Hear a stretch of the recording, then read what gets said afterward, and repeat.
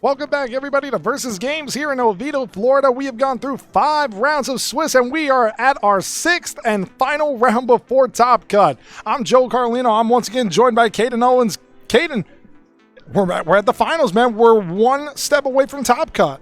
Oh yeah, this is going to be the last final round of Swiss. We've had some interesting Swiss rounds on stream today for sure. And I believe this Swiss round is actually a win-in, so whoever wins, I believe, makes it into the cut. I think you're actually right, because when we looked at the standings entering the final round of Swiss, now we do have to send a congratulations out to Riley Factura because he's undefeated. He is guaranteed in Top Cut right now. Oh yeah, I'm pretty sure his record's 5-0. He's made it 100%. I would think EXO is pretty straightforward at making it. It's a decent record. It's okay. But at the same time, we don't know how the rest of the tournament is going to go because there are so many tough trainers still alive fighting for one of those last 7 positions in Top Cut. Oh yeah, there's a lot of X and 2 players right now who are still fighting for it. It could go down to almost anybody, but this is going to be one of them that decides it. We have Christopher Baez versus Brendan. I don't know how to pronounce that last name. Nasir. Nasir. Yep, Brendan Nasir. And this is actually going to be Chris's second time on stream today. So Chris was actually one of our first stream matches of the day, and he played against Jonathan Martin, who he lost to in that set. But now he's in a position to win and in. If he makes it, he goes on the Top Cut. Oh yeah, he's had to fight tooth and nail. And I actually am very familiar with his team. Me and him have been working on it for the past couple of weeks. So it's very, very exciting to see him make it this far. Right now we're looking at Brendan's team so far. And he's starting off with that Poison Terra Whimsicott. Very interesting. I don't really see Poison as a Terra on Whimsicott all that much. It's an interesting pick. It lets you be... It lets you resist all the Sneasler attacks, which is typically Whimsicott's scariest matchup in the format. And then we also see he's got the Stellar Terra on Sneasler with White Herb and Close Combat. The Assault Vest Incineroar. We have an Incineroar sighting! Oh yeah, we have another Incineroar, which is a super cool. Assault Vest is also a really interesting item on Incin. A lot of them are running safety goggles. Some are even on Rocky Helmet. But this one decided to vie for the Assault Vest instead. And then also... that's a Choice Band Terra Normal Inner Focus Dragonite. Oh yeah, that's a very interesting pick. We've seen a lot of Scale Shot loaded dice, but this one opting for the Choice Band instead. A really cool pick on this team, I'd say, for sure. The only thing that I am noticing, though, and this is very interesting, that's Protect on a Choice Specs. It's interesting because if you trick the item away, then you can use Protect. Now we are looking at Christopher's team here. And he has... double follow me, double redirection. On Chris's team?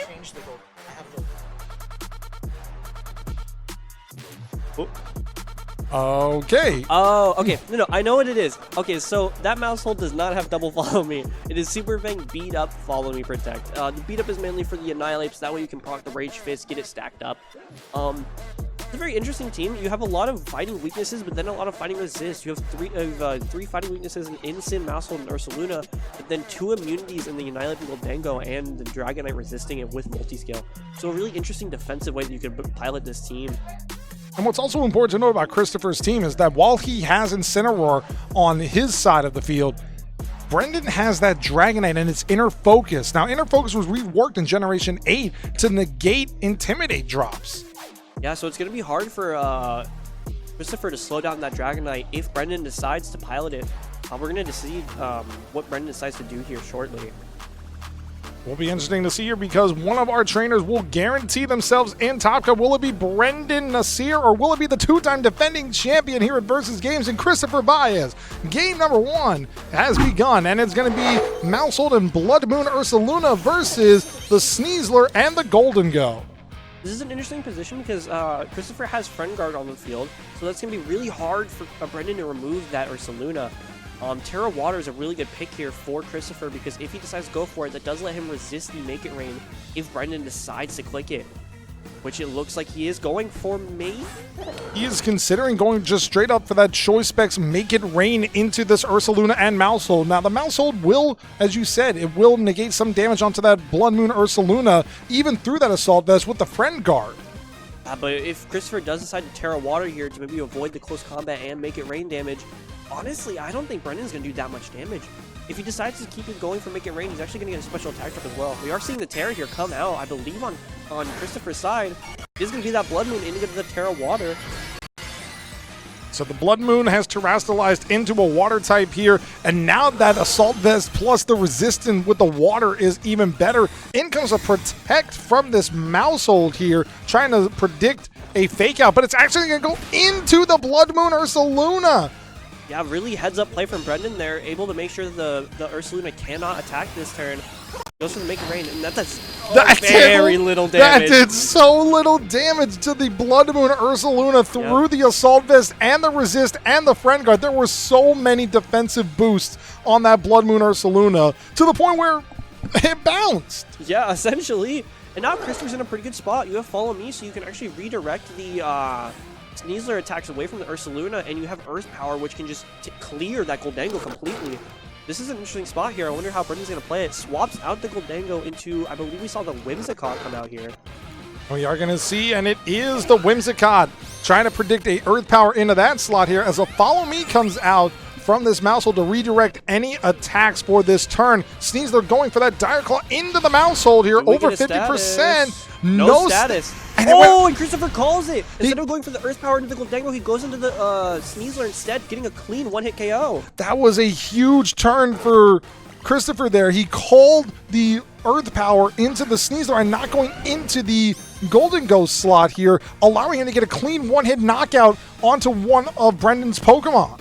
Yeah, it's a really important turn for Chris to get right, because if you get it right, then you have so much, you just have the Pokemon advantage, and it makes it really hard for Brendan to pilot here. Because now, this turn, you can, maybe he doesn't, but you can protect the Mousehold here to keep Friend Guard on the field and just lay down more damage with the Ursaluna here, because neither Garchomp nor Whimsicott resist the Hyper Voice or potentially Blood Moon. They really don't here, but we also have to look that this Garchomp is a Terra Ground Life Orb set. So that Earthquake would have done major damage into the Blood Moon Ursaluna, but we're just going to see a Protect come out here from the Mousehold and from the Garchomp here, but a Moonblast going into the Protect on the Mousehold. So where did this Blood Moon Ursaluna target? It is a Blood Moon into the Garchomp. Yeah, Brendan actually, I like that play from Brendan. He calls it correctly. Fun little way that Friend Guard works. If he's able to remove the Mousehold before the Garchomp swings, Friend Guard is off the field. So Ursaluna will be taking full damage from whatever Garchomp decides to click here. I'm curious to see what he goes for, whether it's going to be an Encore, Moonblast, or maybe even a potential Tailwind. Currently hovering Protect here. Oh, let's see.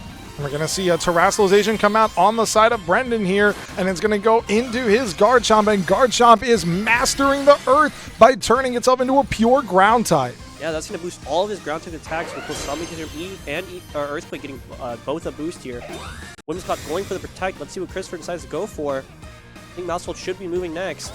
It's going to be the Follow Me. Follow Me to redirect potentially a Dragon Claw or a Terra Ground Stomping Tantrum here, but instead it is that Earthquake. The Earthquake will come out. This is Terra Ground boosted with the Life Orb boost. How much damage will this do to this Blood Moon Ursaluna? Should do a lot. I don't think it's going to pick up. Not quite. It actually does a little less than I was expecting. It does not end up knocking out the Blood Moon Ursaluna here, but Ursaluna will now get a chance to go into the Garchomp here with that Hyper Voice, and it will do some damage, but it won't hit anything onto the Whimsicott due to the Protect. Yeah, Brendan's able to maintain Sash here, does not lose it. Hyper Voice comes out, does a little, maybe about 30-40% to the Garchomp. Let's see what he goes. And in comes the Incineroar. This is good for him. He's able to get an into him on the Garchomp and a Fake Out.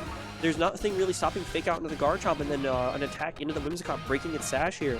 Curious to see how Christopher decides to pilot this one. It will be interesting because, as you just said, the Incineroar coming out and getting a Fake Out pressure or even the Parting Shot potentially into one of Brendan's Pokemon here. So he could even bluff the Fake Out and go for something like a Parting Shot into the Garchomp here. However, there is the threat of that Goldango in the back for Brendan. Yeah, I'm curious because Goldango is actually a pretty good swap here. I think it's pretty safe for Christopher to go for a normal type move, either Blood Moon or Hyper Voice. And if he does decide to swap in Goldango, which it looks like he is, he should be able to relatively safely weather the storm here and not take that much damage. We're seeing that Golden Go is being switched out for the Garchomp here. So Golden Go coming back out onto the field. A fake out goes into the Whimsicott here, breaking the focus sash. And this Blood Moon Ursaluna gets to go for a Hyper Voice, and it doesn't knock out. To be honest, though, I think that's better for Chris. If he had ended up killing the Whimsicott, then Garchomp gets to come to the field. It doesn't have Intimidate, and he still has the Terra Ground boost. But now that you have Whimsicott still on the field with Goldango, Christopher can get a double kill here if he goes for Flare Blitz plus Hyper Voice, and that only leaves Brendan with Garchomp in the back. We do see Tailwind is the move of choice on the Whimsicott here. Shadow Ball coming out into this Assault Vest Ursaluna. It does knock it out, though.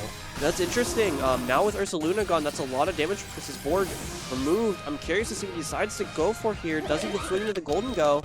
He does not. He ends up parting shotting the Whimsicott here. It's an interesting play. If Brendan decided to swap into Garchomp, then you get the attack drop. But since he doesn't, he decides to go for Tailwind instead. Now it's a little awkward for Chris.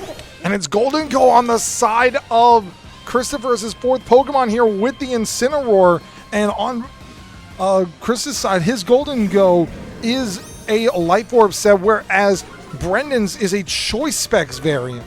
Yeah, and now that Brendan has the Tailwind advantage, he can just click Shadow Ball into Chris's Goldango. There's not much he can do. And honestly, I think Brendan wins. I don't see how Chris is able to stop the Garchomp once it comes back onto the field. We do see Protect come out from the Whimsicott here. Will there be a Protect on Chris's side with the Golden Go? It is a Protect into the Golden Go slot here. So this Shadow Ball on Brendan's side will not do any damage here. But where did this Incineroar target? Is it a knockoff potentially into the Golden Go? No, it's just a Flare Blitz. And this should get a clean kill, which it does, especially with the little bit of chip that Golden Go had on it from before. It is going to take a clean knockout, but now Garchomp hits the board, and I think Chris is in trouble.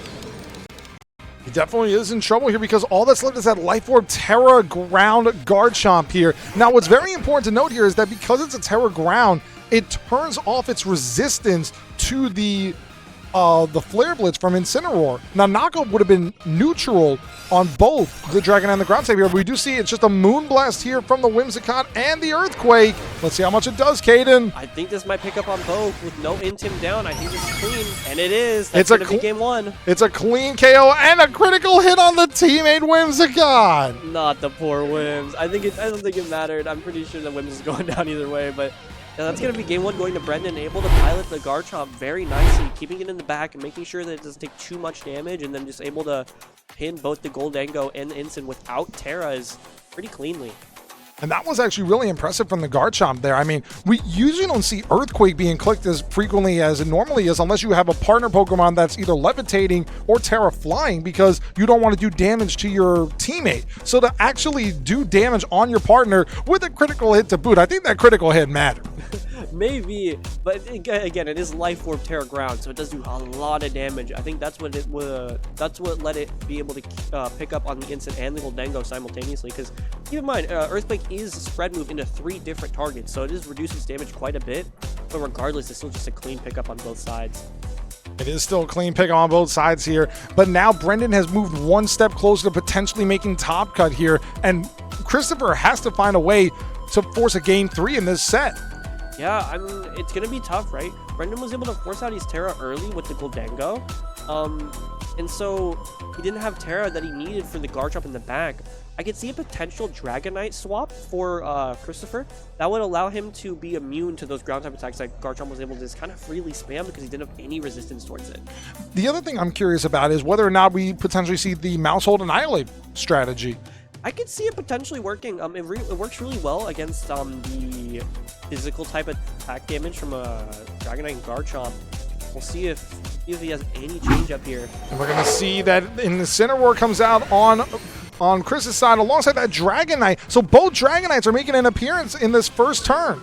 Yeah, and something that we talked about before the set is Inner Focus is going to block the Intimidate, so Dragonite's attack is not dropped whatsoever.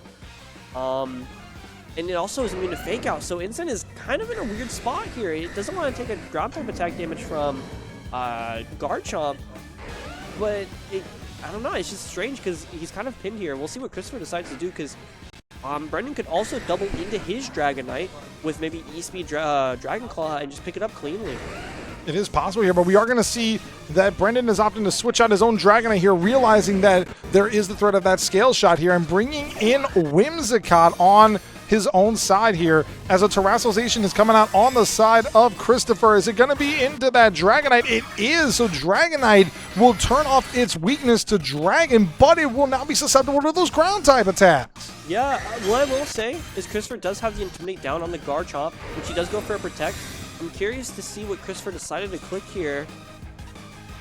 And it's going to be a fake out into the Garchomp slot here. Very nice to prevent Garchomp from taking any damage on this turn. And a Scale Shot comes out on Chris's side, and it doesn't affect the Whimsicott here. Now, what's important to note is Whimsicott on Brendan's side has access to that Encore. And Dragonite, it could potentially be locked into an Encore on the Scale Shot, which, while it's good against the Garchomp, it's not good against that Whimsicott. No, it is not, especially if Brendan has Goldango in the back. Then neither side really, they can both kind of shrug off that Scale Shot. So, but it seems Brendan's going to stay in and just tear around the Garchomp. He's going to Terrastalize that Garchomp once again, showcasing how powerful it is with that Terra Ground here. I wonder if he's going to go with a single target Stomping Tantrum, actually, but we are going to see an Encore come out into the Dragonite here. So Dragonite must Encore itself in a Scale Shot. Terra Ground -1 Life Orb Stomping Tantrum into the Incineroar. I think there should be a pickup. And it barely survived! Wow, that is huge for Chris, because now you should be able to get a Party Shot or potentially even a Flare Blitz into this Whimsicott. We'll see what it decides to do. First, we're going to see the Scale Shot come off. It's going to go into that Dragonite, do considerable damage. That's a lot of chip. And it's getting the 5 hits, too. Oh, yeah. I mean, that's... if Christopher can pilot it correctly, that's definitely extreme speed range on his Dina. Oh, wait.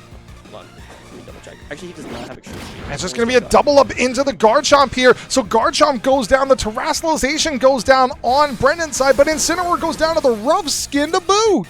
Yeah, it's a little rough because if Brendan does indeed have that Goldango in the back, Incineroar was his best answer. So we'll see what he decides to go for here.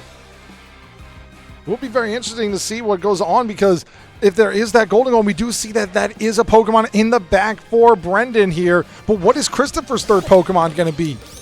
We'll see here. I think Zigbar, that's going to be his Ursaluna. This honestly isn't too bad, because now you can Earth Power the Goldango for free, and it shouldn't pick up at all.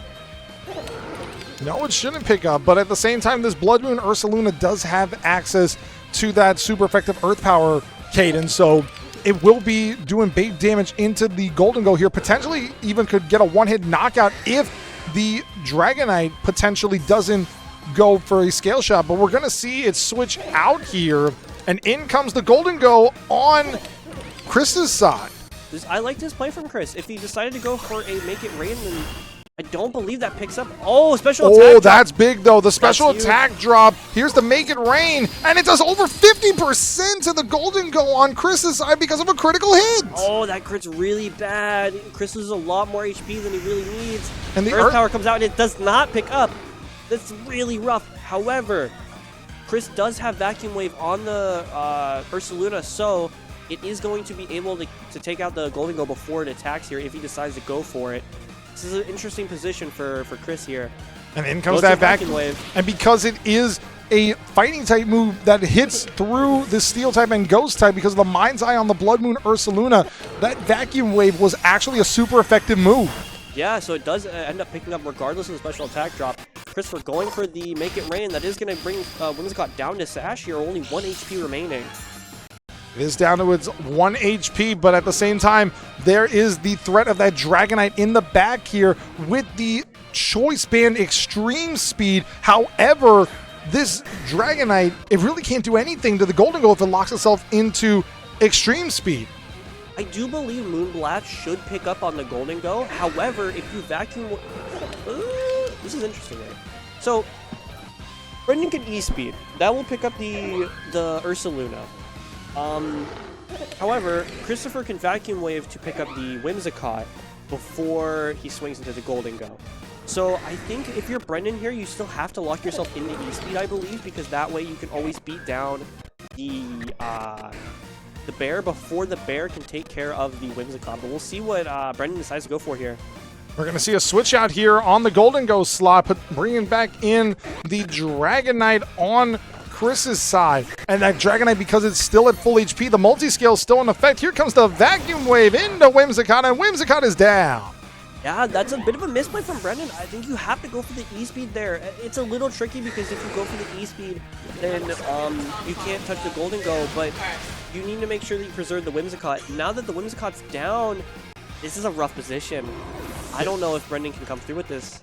It is a rough position here because it is just the Dragon Knight versus a Dragon Knight on Chris's side, and that multi-scale was still in effect.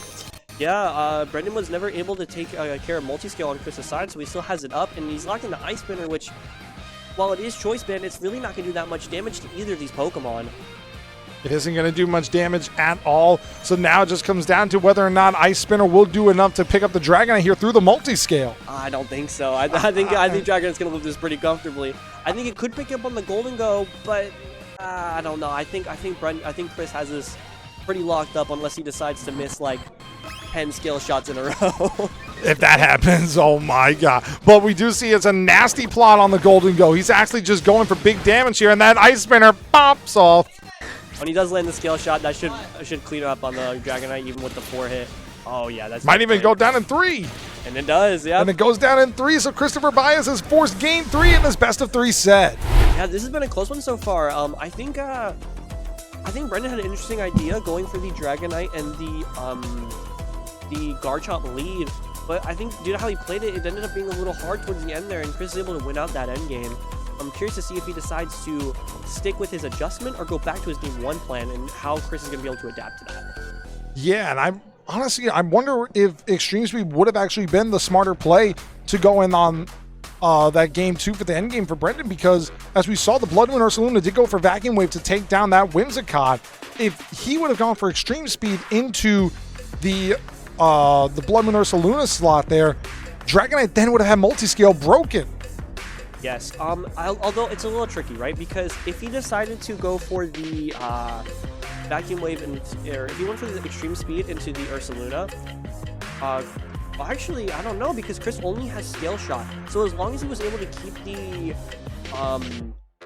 Whimsicott alive, as long as he can get rid of the Goldango and Bear with the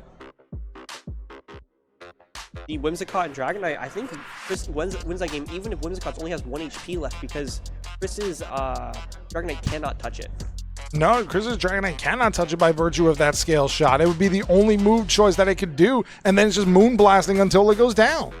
Yeah, and I think Brendan actually had that endgame if he played it a little more sharper, but Chris is able to sneak it out. Now we're going to be heading into game 3 here. So one of our trainers is guaranteed to advance the top cut with this. Will it be Christopher Baez to defend his title, or will it be Brendan Nasir? And we're going to see it is the Dragonite and Garchomp on the side of Brendan versus the Golden Go and Incineroar for Christopher. I like this adjustment from Chris. Unfortunately, he is the Terra Steel, so he cannot swap to a Terra that resists the ground type. But he does have Fake Out on the board. This Goldango is putting a lot of defensive pressure onto both of these dragons here, so I'm curious to see if he's just going to go for Make It Rain immediately, or if he decides to play a little bit slower. We'll see here. It will be interesting here, because with the 2 Pokemon being weak to this ground attack, you could go for that Stomping Tantrum and lock yourself in, but the Incineroar does have access to the Parting Shot here, but it just goes for the Fake Out into the Garchomp slot here. Yeah, but then it is going to be protected, so 0 damage on the Garchomp this turn. Chris does go for the Make It Rain. I'm curious to see how much this does into the Garchomp, or into the Dragonite. No multi-scale. It does a lot of damage, about 60%. But more importantly, it gets the Life Orb recoil and some damage into the Dragonite here. Here comes that Choice Band Stomping Tantrum, and Golden Go survives! Yeah, that's a really big that's a big hang on for the Goldango here, because now the Earthquake damage is actually even lower because multiple targets are still on the board. I'm curious to see though, because now the Dragonite is locked into that Stomping Tantrum. If Chris decides to swap into Dragonite, it is completely immune to Brendan's Dragonite here, so I'm curious to see how he decides to play this. He is completely immune as long as he does not Terrastalize into a Fairy type and remove the weakness to the Dragon type that Brendan has in his Dragonite with that Choice Banded Outrage. Yeah, Yes, I do think a pretty safe play from Chris here if you want to make it. You could protect on the Golden Go and swap Instant into your Dragonite. Oh, he decided to swap with the Golden Go instead, though. I assume this is going to be his Dragonite, right? And it is going to be that Dragonite. I'm curious to see what he decides to do with Incineroar here. We're going to see the Stomping Tantrum on the Garchomp fail into the Dragonite here. But a Dragonite on Brennan's side going for that Stomping Tantrum, and it survives on the Incineroar here. The knockoff coming out and removing the Dragonite. Yeah, he got a crit there. I don't believe it mattered. Knockoff being a 95 base power with the item that's still intact. Instant is able to get rid of the Brendan's Dragonite. That's going to give Christopher the Pokemon advantage here. And we are going to see that the third Pokemon on Brendan's side is an Incineroar. So Brendan making a little bit of an adjustment here, bringing his own Incineroar, thinking that Christopher was not going to bring that Annihilate into Game 3. So this Dragonite now is at -1 attack. Yeah, that's going to be a huge damage reduction on Chris's side because now his Scale Shots aren't going to do nearly as much damage as they were before. He also now has Fake Out Pressure too, which is very interesting. I'm curious to see what Brendan decides to go for here. I think you have a pretty clean attack into the Instant and then just Fake Out into the Garchomp. If you want to read it, you can also go for something a little bit more aggressive, but we'll see what Brendan decides to go for here. Looking to click U-turn, Dragon and Impact. Now what's important to note here is that if Brendan gets that multi-scale broken, it will help out with the Dragonite if it keeps its Fairy Terra, but also the Stomping Tantrum, it failed on that last turn, so its base power got increased to 150. Yeah, so it is doing a lot more damage this turn. It seems like Chris is going to go for the sack on the Golden Go, though, here. Let's see what Brendan decides to go for. He's going to use that Terra Ground once again on the Garchomp. He's started both Game 1 and 2, and Game 3 is not changing at all. We're going to still go for Terra Ground on the Garchomp here. Curious to see if Chris decides to protect his Dragonite, which he does. He opts to protect here, so Dragonite keeps its multi-scale up for one final turn here, but the Stomping Tantrum, it does go into the Golden Go switch, so Golden Go goes down on Christopher's side.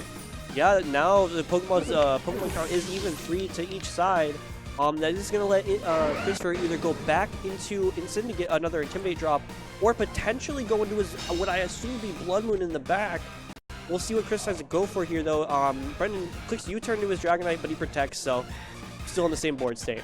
And we're going to see that Incineroar returns to the field on this turn here, getting the attack drop onto this Garchomp and Incineroar. Yeah, and that's actually really big. Garchomp right now has 2 attack drops on it.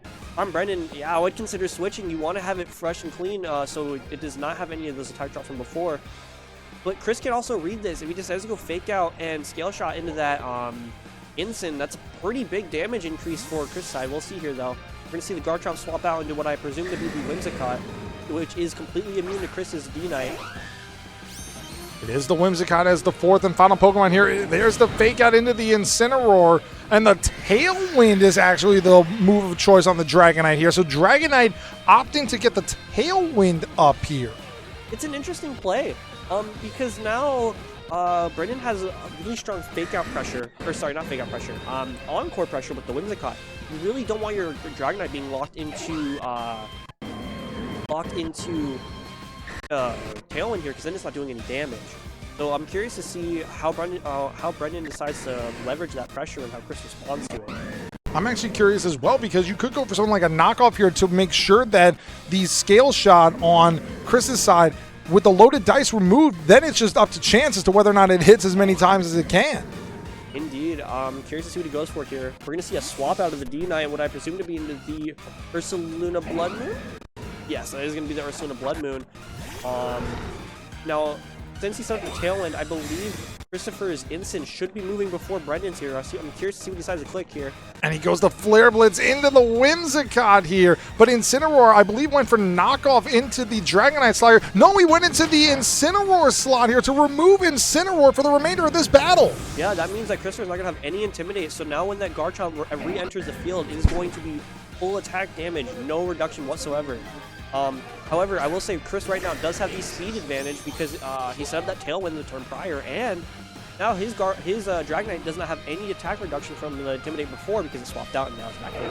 The other thing to note here, though, is that the Ursaluna Blood Moon on Chris's side, it does have access to that Assault Vest, and the Dragonite is still flying, so it's not able to get hit by those ground moves of the Garchomp, who has terastallized on the side of Brendan here. So it actually remains to be seen. I think that Dragonite is in a good spot here as long as Ursaluna is still on the field. I think it's anybody's game. I'm honestly not sure who has it here. Because the Whimsicott also has Moonblast, which does do super effective damage into the Dragonite here. But she doesn't go for Protect. We are going to get a Protect here on the Dragonite, and the Moonblast going into the Blood Moon Ursaluna with a 30% chance to drop its special attack, which it does not. It just goes for Hyper Voice to wisely break the Focus Sash.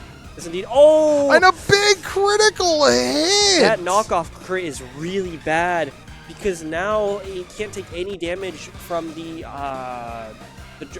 Garchomp when it swaps in. It might honestly even be in range of a Moonblast, but we'll see how Brendan decides to pilot this now with all the damage on it. We'll see here. We're going to see a Scale Shot come out from the Dragonite on Chris's side here. It gets 2 hits, 3, 4. Does it get the 5? And it does. And it gets the 5! Yeah, Instant is down. Now the Pokemon count is even, 2 apiece.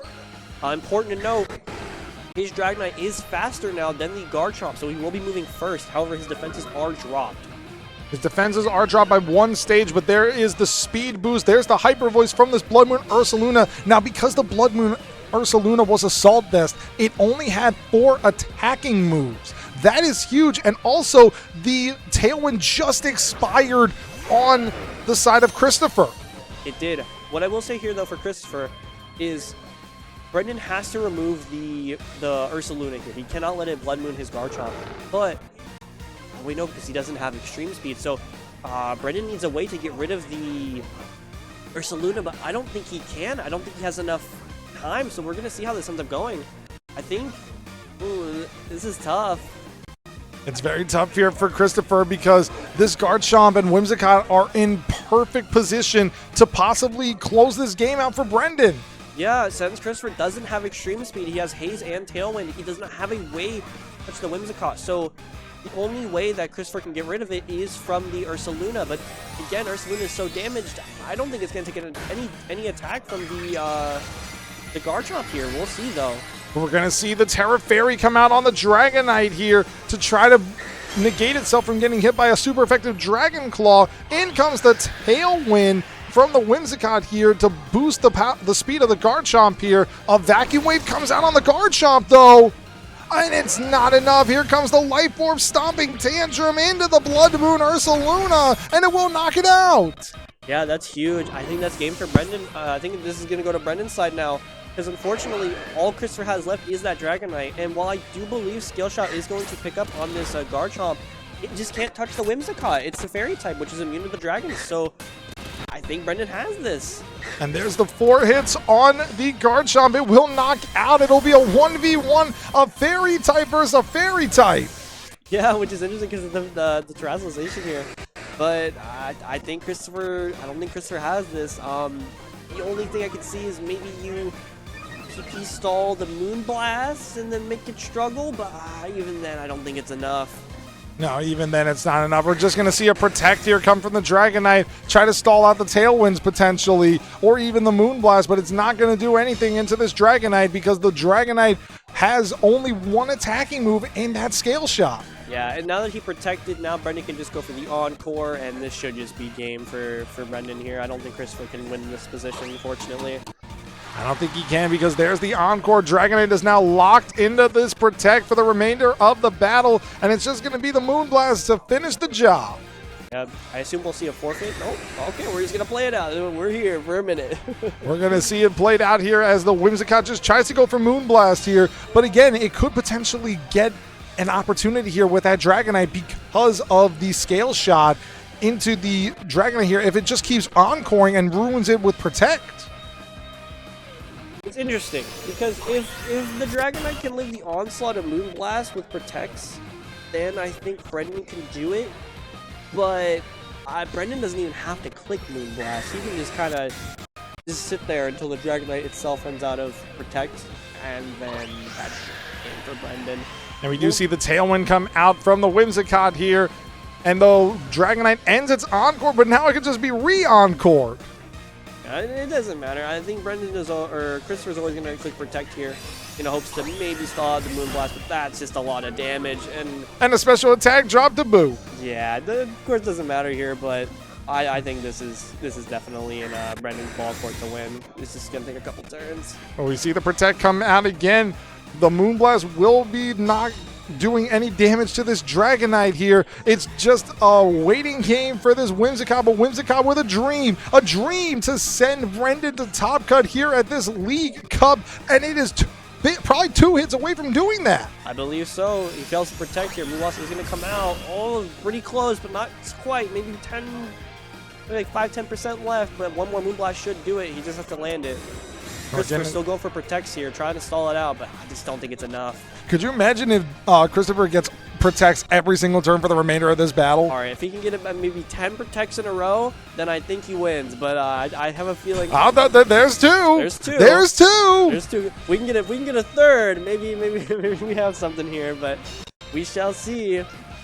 Brendan's just clicking Moonblast. He got nothing else to do. He's just clicking the Moonblast here. There is the third protect. It and fails, and that's going to do it. One final Moonblast for Brendan Nasir's Whimsicott takes down the Dragonite, and Brendan Nasir defeats the 2-time defending Versus Games Cup champion in Christopher Baez. Yeah, honestly, a bit of an upset. Christopher's been doing really well at these locals, but Brendan Nasir takes him out in order to get the cut here. He's going to be your round 6 winner with a record of 4-2. I believe he should guarantee himself in the cut here. Very nice performance from him. That was a very good performance from Brendan, and what a shout out to that Whimsicott, man. It was putting in the work. Definite MVP in this set. Oh, 100%. I mean, that Whimsicott was...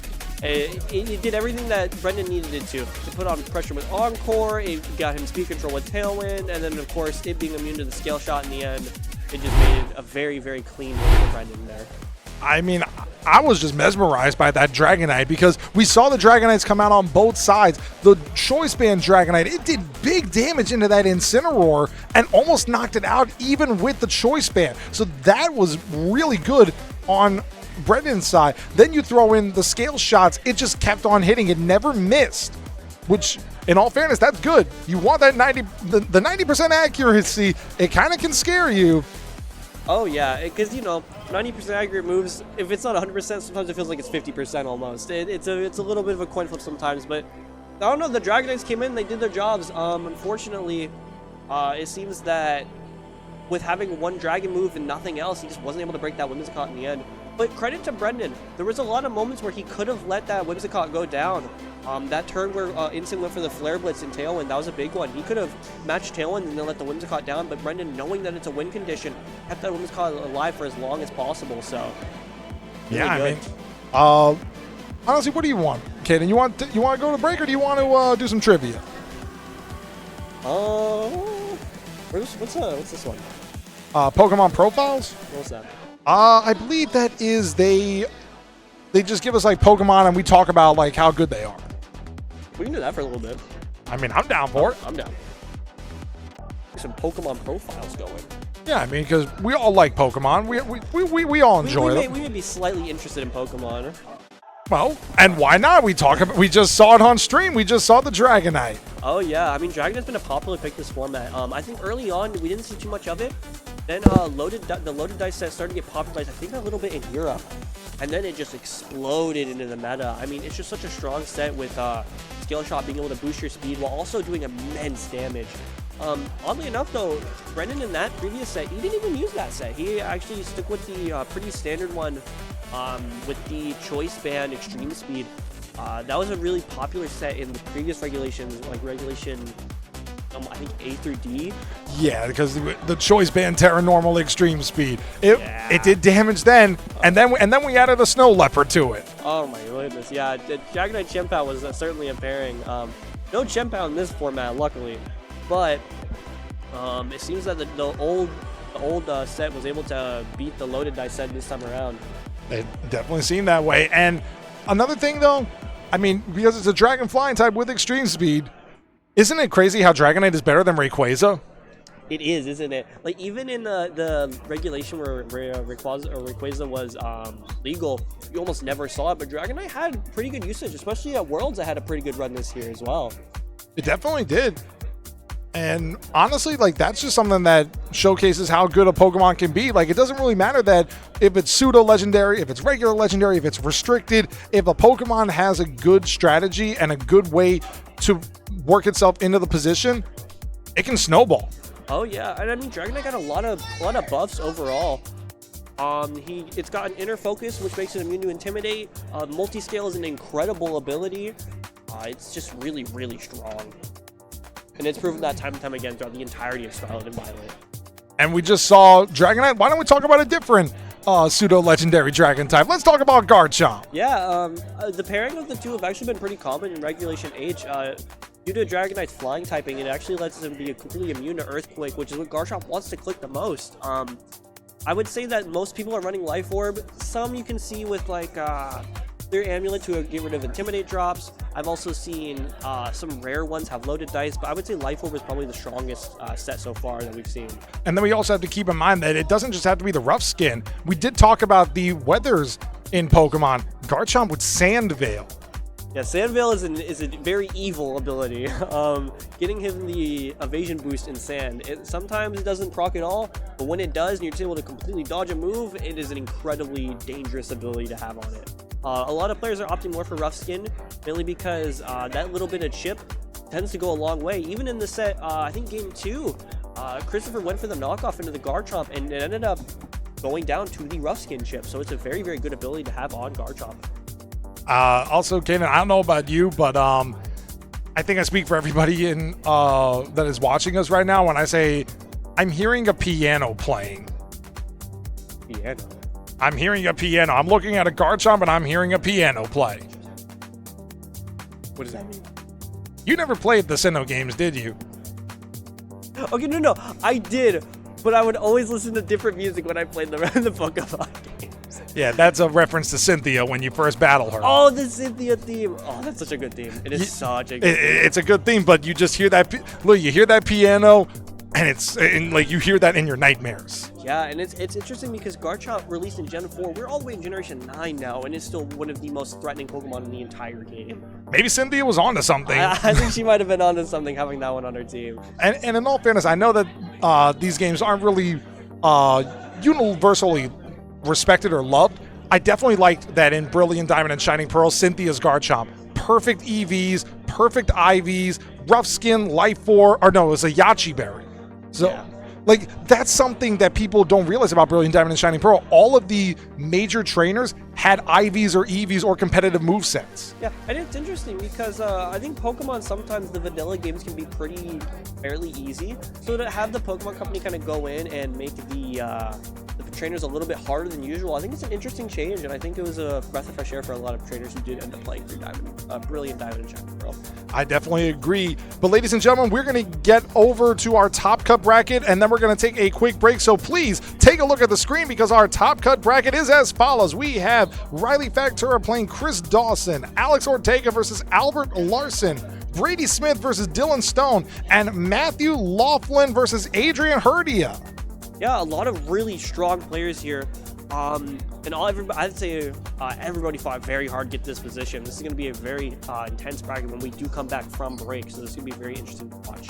And also, I mean, we saw how Riley Factura was on stream. We've seen a bunch of these trainers on stream today. We've seen Riley, we've seen Alex, we've seen Brady, we've seen Dylan, and we've seen Adrian. I dare say we have not seen we did see Chris Dawson. We did see Chris. We have not seen Albert, and we have not seen Matthew. Yeah, so it's going to be interesting to see how those go. We did see Adrian on stream earlier, so I'm curious to see how his team's going to match up into Matthews as well. It will be very interesting to see how their teams match up. And also, Brady Smith and Dylan Stone, I think that's a rematch from the Swiss rounds. Yeah, they did play in Swiss, so this is going to be a rematch in our Top Cut. I'm curious to see if Dylan can end up turning it around and taking the win this time around in their rematch. And also, I think of our top 8 players, I think over 50% of them are going to be at the Pittsburgh Regional Championships next weekend. I believe so. I know for sure. I believe Dylan is going. Do you know if any of the other players, which other players are going? I'm going to assume it's a regional and it's Pittsburgh, and Riley's the defending champion, so... Riley, I would assume, is definitely going. I'm curious to see about the other players. Brady might go. I'm not 100% sure on Brady. We'll look into that. We'll look into We'll look into whether or not Brady We'll do goes some to- scouting later. Yeah, just a little bit. But ladies and gentlemen, we're going to take a quick break and get set up with our top 8 bracket, so don't go anywhere.